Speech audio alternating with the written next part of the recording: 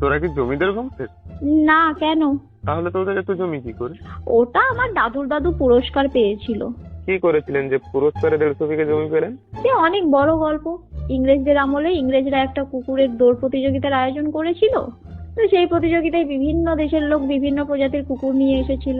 আমার দাদুর দাদুও একটা কুকুর নিয়ে গেছিল, আর সেই প্রতিযোগিতায় জিতেছিল।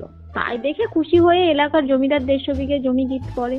তো দাদুর দাদু কি এমন কুকুর নিয়ে গেছিলেন যে এত উন্নত প্রজাতির কুকুরগুলোকে হার মানিয়ে দিল? ঘোড়ার দিন উনি রাস্তার একটা কুকুরকে ধরে নিয়ে গেছিলেন। রাস্তার কুকুরে এত বাঘা বাঘা কুকুরগুলোকে হার মানিয়ে দিল?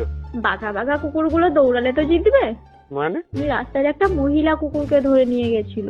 এবার সে হোক না আম্বানির নাতি, সুন্দরী মেয়ে দেখলে পটানোর শখ তো সবারই হয়। তো ভাদ্র মাসের দিন ছিল, কে পটাবে সেটা নিয়ে বাকি কুকুরগুলোর মধ্যে ঝগড়া লেগে যায়। আর এইদিকে ম্যাডাম র্যাম্প ওয়াক করতে করতে লাইন ক্রস করে দেয়।